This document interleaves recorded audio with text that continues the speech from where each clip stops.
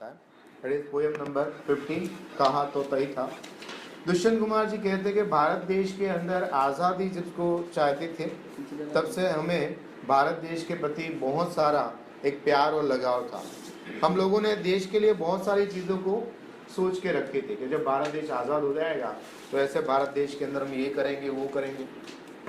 Like ऐसा हो जाए कि आपने कोई अपने भाई बहन की शादी के लिए बहुत ही अच्छे डांस की प्रैक्टिस कर रखी है, पर जैसे ही आपका डांस परफॉर्म करने की बारी आती है वहाँ पर लाइट चली जाती है, वहाँ पर जनरेटर ख़राब हो जाता है, माइक और बाकी सारे इंस्ट्रूमेंट ख़राब हो जाते हैं, तो आपको बहुत बुरा लगता है कि यार मेरा मेन परफॉर्मेंस आया और तभी ये हालत होगी। तो ऐसा ही भारत देश के साथ हुआ। भारत देश को आज़ादी दिलाने में बहुत सारे क्रांतिकारियों ने अपने खून पसीना अपने आप को फांसी के माचड़े पर जेल में डलवा दिया और फिर भारत देश आज़ाद हो गया। अब आज़ाद हो गया, अब बहुत अच्छा कर सकते हैं हम भारत देश में, हमारा अनाज, हमारी ज़मीन, हमारे लोग और हमारे सपने। परंतु जो नेताओं ने हमें सपने दिखाए थे ऐसा कुछ भी नहीं कर पाए। हमने जो तय किया था ऐसा कुछ हो नहीं पाया। सो दुष्यंत कुमार जी कहते हैं, कहा तो तय था, हमने उस वक्त तय किया था कि हम एक घर के अंदर चिराग जलाएंगे, हर एक घर के अंदर से गरीबी अज्ञानता दूर करेंगे, हर घर के अंदर लाइट और रोशनी देंगे। कहा तो तय था कि चिरागों के हर घर के लिए, पर ये चिराग आज कहाँ पर है? आज आसान तरीके से मिलते हैं बड़े बड़े शहरों के अंदर, महलों के अंदर, बंगलों के अंदर। तो लिखा था कि कहा तो तय था कि चिराग हर एक घर के लिए, पर कहाँ चिराग मयस्मर नहीं ये शहर के लिए। मयस्मर का मतलब होता है सुलभ, आसानी से प्राप्त होता है शहर में, गांव में और झोपड़ी में प्राप्त होता नहीं है। चिराग मिल तो गया पर शहरों तक सीमित रह गया, सबको इसका लाभ नहीं मिला। हम तो ऐसे थे कि आपकी बस एडवाइस मिल जाए नेताओं की, वडीलों की, तो भी हम जी लेंगे। तो वडील नेता हमारे लिए बड़े से बरगद के पेड़ थे जिसकी छांव में बैठ के हम शांति की अनुभूति करते थे। तो यहाँ पर उस नेता को और वडीलों को बताया गया दरख्त, दरख्त मतलब पेड़ को कहते हैं। यहाँ दरख्तों के साये में धूप लगती है। तो आज तो ऐसी हालत हो गई कि नेताओं से भी हमें डर लगने लगा है, बुजुर्गों से डर लगने लगा, पता नहीं ये आके कौन सी कैसे एडवाइस देंगे और हमें कहाँ पर फंसा के जाएंगे। तो लिखा है कि यहाँ दरख्तों के साये में तो अभी धूप लगती है, चलो यहाँ से कहीं और चले उम्र भर के लिए।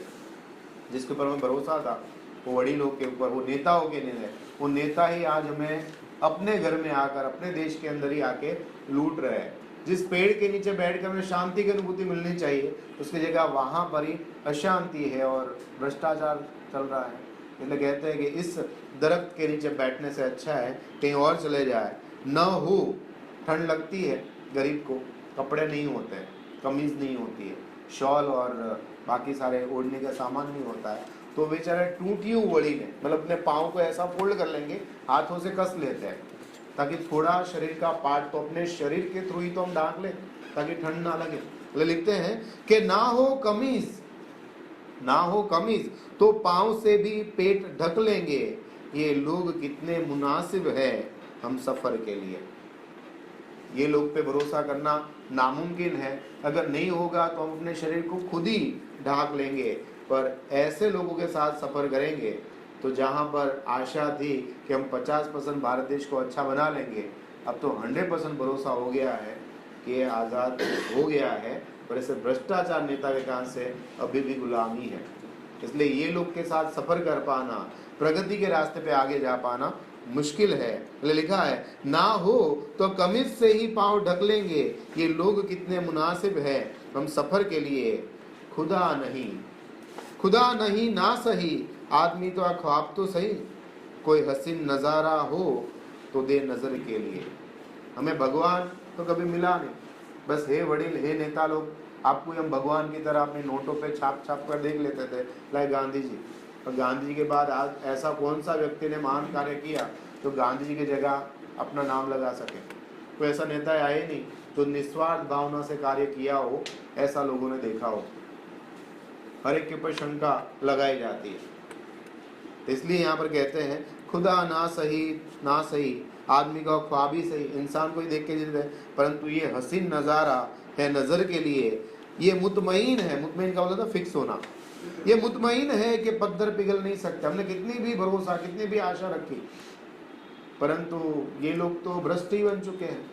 कभी भी इसके ऊपर हमारा प्यार नहीं चढ़ सकता है। ये मुतमईन है कि पत्थर पिघल नहीं सकता, पर फिर भी मैं बेकरार हूँ कि मेरी आवाज़ की थोड़ी उसको असर हो जाए। इसलिए मैं बेकरार हूँ कि आवाज़ में असर के लिए मेरा निज़ाम नहीं ना सही। प्रबंध यानी कि व्यवस्था। मेरे लिए आपने कोई व्यवस्था या कोई अच्छा सा सुझाव नहीं दिया, कोई प्रबंध। मेरा निज़ाम नहीं है सिल दे जुबान शायर की, ये एहतियात ज़रूरी है इस बहर के लिए। पर फिर भी कहते हैं ना कि मेरी हर एक बातों पे आप मत जाओ, पर अगर आपको मेरी 100 बातों में से मेरे हिसाब से एक बात तो अच्छी लगी होगी, तो इस एक बात का तो थोड़ा बहुत असर कर लो। लिखा है कि मेरा निज़ाम है, हमेशा जो मैं बोलता हूँ आप मेरी जुबान को सी देते हो, ये एहतियात ज़रूरी है इस बहर के लिए। जिए अपने बगीचे में गुलमोहर के तले, जिए अपने बगीचे में गुलमोहर के तले, और मरे तो गेरों की गलियों में गुलमोहर के लिए। गुलमोहर और गुलमोहर, गुलमोहर एक पेड़ है। ऐसा कहा जाता है कि उस पेड़ के ऊपर जब सारे पत्ते गिर जाते हैं, फिर फ्रूट, उसके ऊपर फल आते हैं। और जो फल आता है तो नॉर्मली आपने, ये रोड है बहुत सारा अपने सूरत के अंदर, वहाँ पर बहुत सारे ऐसे पेड़ उगे हुए हैं जिसके ऊपर एकदम सैफरन कलर के फ्लावर आ जाते हैं। और सारे के सारे पहले तो पत्ते गिर जाएंगे, सारा एकदम ब्लैंक हो जाएगा, सिर्फ उसकी डालियाँ टहनियाँ रहेगी, और फिर वहाँ पर धीरे धीरे करके फूल आते हैं और एक भी पत्ता नहीं होता है, सिर्फ और सिर्फ सैफरन कलर के ही फ्लावर दिखाई देते हैं। तो मतलब समझ लो कि वो पेड़ ने अपने कपड़े चेंज किए। पहले ग्रीनरी वाला होता है, फिर सूख जाते तो सैफरन या येलोइश कलर का हो जाता है, फिर काले जैसे हो जाते हैं, डार्क ब्राउन जैसे, फिर गिर जाते हैं, और फिर नए फ्लावर्स, नए पत्ते आते हैं, फिर वो फूल गिरते हैं, फिर वापस से नए ग्रीन लीव्स आ जाते हैं। तो ये जो है कि हमारे द्वारा आप लोग परिवर्तन नहीं ले आ सकते, परंतु एटलीस्ट कुछ कार्य तो ऐसा करें कि दूसरों के हृदय के अंदर अपना गुलमोहर, मतलब उसका जो बीज होता है वो हम डाल दें, ताकि वो अपने आप को फर्टाइल कर ले, यानी हमारे आने वाली पीढ़ी को, कि वो कुछ अच्छा कार्य करके जाए। हम तो काफ़ी कोशिश कर रहे हैं। तो इस तरह से कहते हैं, कहा तो सही था हमने अच्छा कार्य करने का, परंतु हमारे साथ जो काफिला चल रहा है उसके अंदर ही लुटारू थे। हमें क्या पता वही हमें लूट लेंगे। तय तो ये किया था कि हम वहाँ पर मंजिल तक पहुँच जाएंगे, तो कोई मंजिल तक पहुँचा नहीं और बीच में ही लुट गए। देखो पड़ता है पोएम नंबर 15, कहा तो सही था। दुष्यंत कुमार जी कहते हैं कि भारत देश के अंदर